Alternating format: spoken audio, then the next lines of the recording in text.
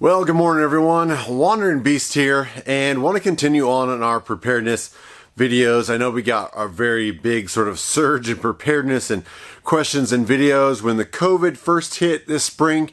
We're not far from coming up on one solid year, and something that some of you guys probably already discovered is what happens when your vehicle sits.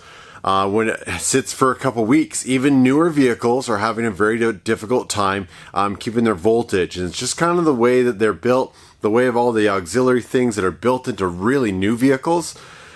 If you follow my channel for a long time, you know I'm kind of a proponent in bug-out vehicles in general. I've had my International Scout as my bug-out vehicle ever since I lived in Seattle over a decade ago. And I've always had a way of charging it if it isn't getting used. Now in Seattle, it was my daily driver, daily adventurer, weekend warrior, everything. And so as of late, it isn't as much. I've got more vehicles. I have a bigger family now that I'm back in Oregon. And so things have changed a little bit. If you guys obviously have seen the adventure bus, if you watch this channel, if you want to call that a bug-out vehicle, you certainly can. It is, more for Overland style, but there isn't much difference. Being self-sufficient, off-grid, is very similar to any sort of bug-out scenario. Something that's going to get you out of Dodge. Toyota Corolla can be your bug-out vehicle if that's what you have, and it gets you out of the danger area. But you need to make sure that Corolla starts. And so a very simple, easy, cheap way of doing it is what I did on the Scout. I'll put in a quick clip here, but make sure you have a good battery. I've got a higher end sort of Napa brand. It is a glass mat AGM, and it did its job, but my last one fell short, and so I have some sort of a parasitic draw on the battery. Haven't identified it, not sure where. I've got some strange wiring over the years with different lights and things that I've done testing on. So somewhere in there, a relay or something is drawing it down when it's just idle for months at a time. So what I've done is I've just put in I think it's like $7. I'll put a link down below for Amazon. I'm sure you can pick them up at your local hardware store. But it's simply a screw that unbolts and separates the two positive terminals so that you don't have any draw. So I literally pop my hood, I screw in the screw, it gives me positive contact to the starter and the rest of the truck from the battery, and you'll hear in a second, I'll put in a clip of me starting. That battery has a lot of voltage in it. It's doing a really good job just sitting there. As long as it's not connected, not parasitically drawn down to zero voltage, the Scout starts really well when you've got a good fresh battery. It's not when older vehicles, carbureted vehicles, do you get kind of an older battery that's had a few years on it. It's kind of that and then you got to get out the starter fluid and stuff like that.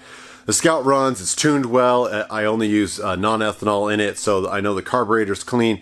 And so I know when I go out there and I connect that battery, it's gonna start right up. It may need a few seconds to idle, especially when it's cold out. I think it's like 20 degrees right now outside. Now the other way is, obviously if you're connected to a house, you can put on some sort of a trickle charger. I'll put in a quick photo of, I've got DeWalt everything it seems like these days, but I did pick up a DeWalt trickle charger for the motorcycles a while ago, and that works great. But if you don't want to be connected, like I don't want to run an extension cord out to the Scout from the house from where it's parked and leave it there indefinitely, right? Just drawn off the house. So you can do things that are more passive, like solar. I've got some of these small little rollout packs, and I used to use one in Seattle for a while. They're very small in their wattage, and they're not always regulated. So I've got a Goal Zero one that I've had forever. It does have a regulated output slightly. It's more of a 15 volt output, and then a larger Brunton one that I've had forever, it seems, since I started this channel in 07. But the voltage is really high. It's 18 volts. It did come with the clamps. You can hook it up to a battery, but I don't recommend leaving an 18 volt on your battery. It's not good for it, even if it is a lower wattage output. So what I did last year is I got on Marketplace, your local eBay, your whatever you call it. What's the one that nobody uses anymore? Craigslist. And I picked up a Zam Solar. Now, this was kind of twofold because I'm still looking for a solar option for the adventure bus. and I wanted to see kind of the quality and things. Zam Solar is local out of Bend, Oregon here, and so I will probably end up using them because I do like supporting them. Although there's some really great options out there in the world of solar panels right now, even from overseas and Amazon, everything like that. This is not a 100-watt panel. I kind of would have liked a 100-watt panel, but it was very cheap. It was a great deal. It's 45 watt Zamp Solar hard panel. I'll put in a quick shot right here. And then I realized that in order to become a battery maintainer, somebody had actually cut off the PWM Solar Controller that Zamp makes for that. It's a great controller. It's just kind of a hardy, no frills controller that will step that solar down into 12 volt output. So I made a quick trip to Zamp. It was during the COVID thing. Wasn't even sure if I was going to be able to get in the door or answer anybody. And I was like, hey, look, I picked up this panel, used, somebody cut the solar controller off, and I'm looking for a solar controller. Just wondering if I can just buy that so I don't have to order it. Didn't really want to have to like go through the whole online deal. Sales manager came down and he goes, yeah, let me see what I can do. And I expected him to come back with something and tell me it was going to be $90 or $40 or whatever it happens to be. And he hands me this controller and he goes, there you go. I was like, well, what do I owe you? And he's like, nothing. Just, you're good. I was like, what? So it was missing a couple screws on the back, but that's easily solvable. It was just one he probably had in his desk or something like that. And so that's a second reason why more than likely I will go with Zamp Solar, is because they're just solid people. Local, good guys, and a good quality product. So you can probably get a better deal online, but I'll probably go to Zamp Solar. So enough blubbing about Zamp. But the Adventure Bus, I don't always run the same thing. It's kind of a set there for family adventures. I do love driving the thing every day if I need to. But right now we're currently in another lockdown. And so what I did is I set up the solar panel. The other thing is if you guys even have a rooftop solar for your van or RV, you know that it's wintertime now. Not only do you get cloudy skies, but you've got snow and other things on the roof. And then you've also got a very low sun. That sun does not go high like it does in the summertime. It's very low in the sky.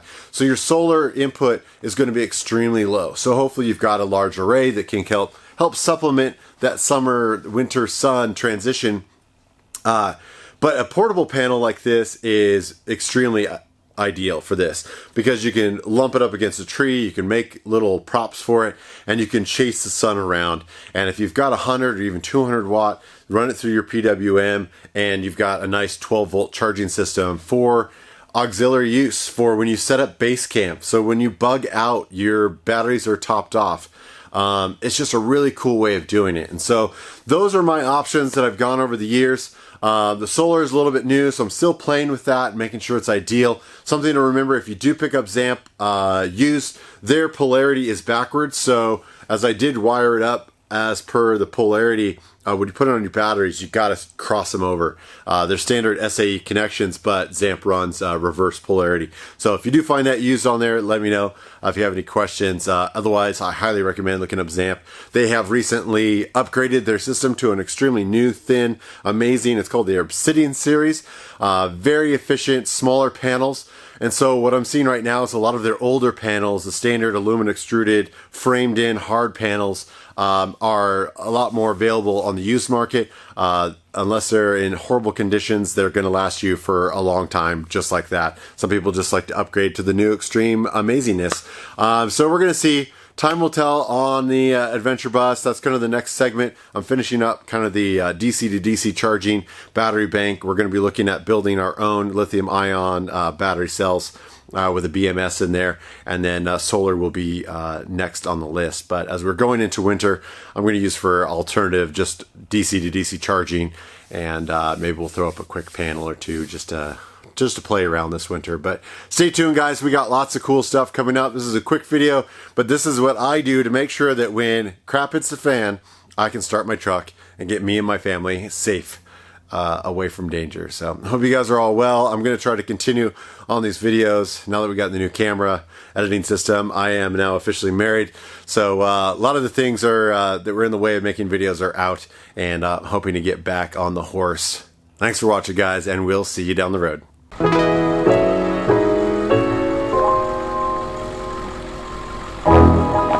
Thanks for all the love and support. You guys are amazing.